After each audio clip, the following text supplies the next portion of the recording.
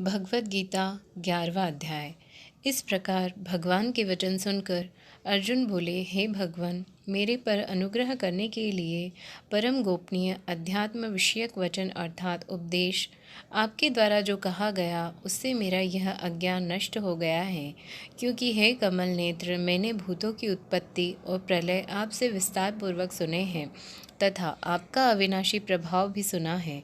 हे परमेश्वर, आप अपने को जैसा कहते हो यह ठीक ऐसा ही है, परंतु हे पुरुषोत्तम, आपके ज्ञान, ऐश्वर्य, शक्ति, बल, वीर्य और तेज युक्त रूप को प्रत्यक्ष देखना चाहता हूँ। इसीलिए हे प्रभु, मेरे द्वारा वह आपका रूप देखा जाना शक्य है। ऐसा यदि मानते हैं तो योगेश्वर, आप अपने अविनाशी स्वरूप का मुझे दर्शन कराइए। इस प्रकार अर्जुन के प्रार्थना करने पर श्री कृष्ण भगवान बोले, हे पार्थ, मेरे सैकड़ों तथा हजारों नाना प्रकार के और नाना वर्ण तथा आकृति वाले अलौकिक रूपों को देख। हे भरतवर्षी अर्जुन, मेरे में आदित्यों को अर्थात अदिति के 12 पुत्रों को और 8 वस्तुओं को, 11 रुद्रों को तथा दोनों अश्विनी कुमारों को और 49 मरुदगणों को देख तथा और भी बहुत से पहले न देखे हुए आश्चर्यमय रूपों को देख। हे गुडाकेश, अब इस मेरे शरीर में एक जगह स्थित हुए चराचर सहित संपूर्ण जगत को देख तथा और भी जो कुछ देखना चाहता है सो देख, परंतु मेरे को इन अपने प्राकृत नेत्रों द्वारा देखने को निसंदेह समर्थ नहीं है। इसी से मैं तेरे लिए दिव्य अर्थात अलौकिक चक्षु देता हूँ। इससे तू मेरे प्रभाव को और योग शक्ति को देख। संजय बोले, हे राजन, महायोगेश्वर और सब पापों के नाश करने वाले भगवान ने इस प्रकार कहकर उसके उपरांत अर्जुन के लिए परम ऐश्वर्य युक्त दिव्य स्वरूप दिखाया। उस अनेक मुख और नेत्रों से युक्त तथा अनेक अद्भुत दर्शनों वाले एवं बहुत से दिव्य विभूषणों से युक्त और बहुत से दिव्य शस्त्रों को हाथों में उठाए हुए तथा दिव्य माला और वस्त्रों को धारण किए हुए और दिव्य गंध का अनुलेपन किए हुए एवं सब प्रकार के आश्चर्यों से युक्त सीमा रहित विराट स्वरूप परम देव परमेश्वर को अर्जुन ने देखा। हे राजन, आकाश में 1000 सूर्यों के एक साथ उदय होने से उत्पन्न हुआ जो प्रकाश होवे, वह भी उस विश्व रूप परमात्मा के प्रकाश से सदृश कदाचित ही होवे। ऐसे आश्चर्यमय रूप को देखते हुए पांडुपुत्र अर्जुन ने इस काल में अनेक प्रकार से विभक्त हुए अर्थात पृथक पृथक हुए संपूर्ण जगत को उस देवों के देव श्री कृष्ण भगवान के शरीर में एक जगह स्थित देखा। उसके अनंतर वह आश्चर्य से युक्त हुआ हर्षित रोमों वाला अर्जुन विश्व रूप परमात्मा को श्रद्धा भक्ति सहित सिर से प्रणाम करके हाथ जोड़े हुए बोला, हे देव, आपके शरीर में संपूर्ण देवों को तथा अनेक भूतों के समुदायों को और कमल के आसन पर बैठे हुए ब्राह्मणों को तथा महादेव को और संपूर्ण ऋषियों को तथा दिव्य सर्पों को देखता हूँ। हे संपूर्ण विश्व के स्वामिन, आपको अनेक हाथ, पेट, मुख और नेत्रों से युक्त तथा अब और से अनंत रूपों वाला देखता हूँ। हे विश्व रूप, आपके न अनंत को देखता हूँ तथा न मध्य को और न आदि को ही देखता हूँ। हे विष्णु, आपको मैं मुकुट युक्त, गदा युक्त और चक्र युक्त तथा सब ओर से प्रकाशमान तेज का पुंज, प्रज्वलित अग्नि से और सूर्य के सदृश ज्योति युक्त देखने में अति गहन और अप्रमेय स्वरूप सब ओर से देखता हूँ।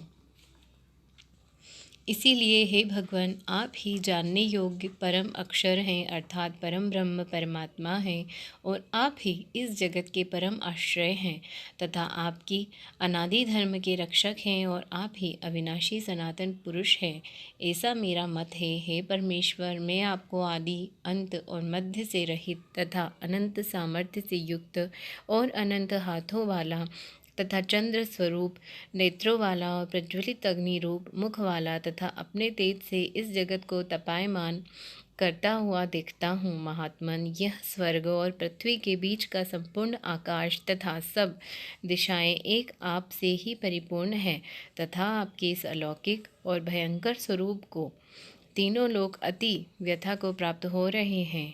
हे गोविंद, वे सब देवताओं के समूह आप में ही प्रवेश करते हैं और कई एक भयभीत होकर हाथ जोड़े हुए आपके नाम और गुणों का उच्चारण करते हैं तथा महर्षि और सिद्धांतों के समुदाय कल्याण होवे ऐसा कहकर उत्तम उत्तम नेत्रों द्वारा आपकी स्तुति करते हैं। हे परमेश्वर, जो एकादश रुद्र और द्वादश आदित्य तथा 8 वसु और 7 गण विश्वदेव तथा अश्विनी कुमार और मरुदगण और पितरों का समुदाय तथा गंधर्व यक्ष राक्षस और सिद्ध गुणों के समुदाय हैं, वे सब ही विस्मित हुए आपको देखते हैं। हे महाबाहो, आपके बहुमुख और नेत्रों वाले तथा बहुत हाथ जंघा और पैरों वाले और बहुत उदरों वाले तथा बहुत सी विकराल दाढ़ों वाले महान रूप को देखकर सब लोग व्याकुल हो रहे हैं तथा मैं भी व्याकुल हो रहा हूँ, क्योंकि हे विष्णु, आकाश के साथ स्पर्श किए हुए दैदिव्यमान अनेक रूपों से युक्त तथा फैलाए हुए मुख और प्रकाशमान विशाल नेत्रों से युक्त आपको देखकर भयभीत अंतःकरण वाला में धीरज और शांति को नहीं प्राप्त होता हूँ। हे भगवान, आपके विकराल दाढ़ों वाले और प्रलय काल की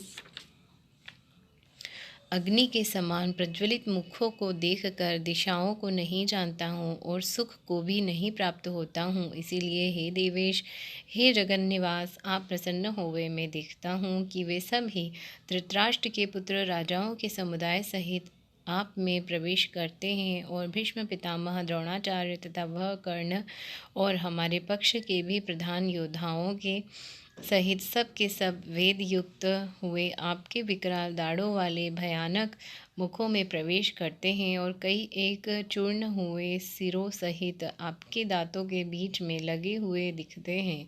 हे विश्वमूर्ते, जैसे नदियों के बीच से जल के प्रवाह समुद्र के ही सम्मुख दौड़ते हैं अर्थात समुद्र में प्रवेश करते हैं, वैसे ही वे शूरवीर मनुष्यों के समुदाय भी आपके प्रज्वलित हुए मुखों में प्रवेश करते हैं, अथवा जैसे पतंग मोह के वश होकर नष्ट होने के लिए प्रज्वलित अग्नि में अति वेग से युक्त हुए प्रवेश करते हैं, वैसे ही यह सब लोग भी अपने नाश के लिए आपके मुखों में अति वेग से युक्त हुए प्रवेश करते हैं और आप उन संपूर्ण लोकों को प्रज्वलित मुखों द्वारा ग्रसन करते हुए सब ओर से चाट रहे हैं। हे विष्णु, आपका उग्र प्रकाश संपूर्ण जगत को तेज के द्वारा परिपूर्ण करके तपायमान करता है। हे भगवान, कृपा करके मेरे प्रति कहिए कि आप उग्र रूप वाले कौन हैं। हे देवों में श्रेष्ठ, आपको नमस्कार होवे।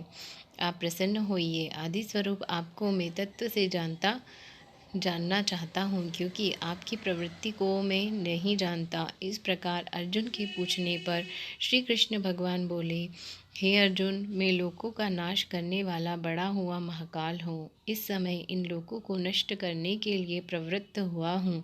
इसीलिए जो प्रतिपक्षियों की सेना में स्थित हुए योद्धा लोग हैं, वह सब तेरे बिना भी नहीं रहेंगे, अर्थात तेरे युद्ध न करने से भी इन सब का नाश हो जाएगा। इससे तू खड़ा हो और यश को प्राप्त कर तथा शत्रुओं को जीत कर धन धान्य से संपन्न राज को भोग। और यह सब शूरवीर पहले से ही मेरे द्वारा मारे हुए हैं। सव्यसाचिन, तू तो केवल निमित्त मात्र ही हो जा तथा इन द्रोणाचार्य और भीष्म पितामह तथा जयद्रथ और कर्ण तथा और भी बहुत से मेरे द्वारा मारे हुए शूरवीर योद्धाओं को तू मार और भय मत कर। निसंदेह तू युद्ध में वैरियों को जीतेगा, इसलिए युद्ध कर। उसके उपरांत संजय बोले कि हे राजन, केशव भगवान के इस वचन को सुनकर मुकुटधारी अर्जुन हाथ जोड़े हुए कांपता हुआ नमस्कार करके फिर भी भयभीत हुआ प्रणाम करके भगवान श्री कृष्ण के प्रति गदगद वाणी से बोला कि हे अंतर्यामिन, यह योग्य ही है जो आपके नाम और प्रभाव के कीर्तन से जगत अति हर्षित होता है और अनुराग को भी प्राप्त होता है तथा भयभीत हुए राक्षस लोग दिशाओं में भागते हैं और सब सिद्ध गणों के समुदाय नमस्कार करते हैं। हे महात्मन, ब्राह्मण के भी आदि कार्य और सबसे बड़े आपके लिए वे कैसे नमस्कार नहीं करें, क्योंकि हे अनंत, हे देवेश, हे जगन्निवास, जो सत असत और उनसे परे अक्षर अर्थात सच्चिदानंद घन ब्रह्म हैं, वह आप ही हैं। हे प्रभु, आप आदि देव और सनातन पुरुष हैं। आप इस जगत के परम आश्रय और जानने वाले तथा जानने योग्य और परम धाम हैं। हे अनंत रूप, आपसे यह सब जगत व्याप्त अर्थात परिपूर्ण है। हे हरे, आप वायु, यमराज, अग्नि, वरुण, चंद्रमा तथा प्रजा के स्वामी ब्रह्मा और ब्रह्मा के भी पिता हैं। आपके लिए हजारों बार नमस्कार नमस्कार होवे। आपके लिए फिर भी बारंबार नमस्कार नमस्कार होवे। हे अनंत सामर्थ्य वाले, आपके लिए आगे से और पीछे से भी नमस्कार होवे। हे सर्वात्मन, आपके लिए सब ओर से ही नमस्कार होवे, क्योंकि अनंत पराक्रमशाली आप सब संसार को व्याप्त किए हुए हैं। इससे आप ही सर्व रूप हैं। हे परमेश्वर, सखा ऐसे मानकर आपके इस प्रभाव को न जानते हुए मेरे द्वारा प्रेम से अथवा प्रमाद से भी हे कृष्ण, हे यादव, हे सखे, इस प्रकार जो कुछ हठपूर्वक कहा गया है, और हे अच्युत, जो आप हंसी के लिए विहार, शैया, आसन और भोजन आदि को में अकेले अथवा उन सखाओं के सामने भी अपमानित किए गए हैं, वह सब अपराध अप्रमेय स्वरूप अर्थात अचित्य प्रभाव वाले आपसे मैं क्षमा कराता हूँ। हे विश्वेश्वर, आप इस चराचर जगत के पिता और गुरु से भी बड़े गुरु एवं अति पूजनीय हैं। हे अतिशय प्रभाव वाले, तीनों लोकों में आपके समान भी दूसरा कोई नहीं है, फिर अधिक कैसे होवे। इससे हे प्रभु, मैं शरीर को अच्छी प्रकार चरणों में रख के और प्रणाम करके स्तुति करने योग्य आप ईश्वर को प्रसन्न होने के लिए प्रार्थना करता हूँ। हे देव, पिता कैसे पुत्र के और सखा जैसे सखा के और पति जैसे प्रिय स्त्री के, वैसे ही आप भी मेरे अपराध को सहन करने के लिए योग्य हैं।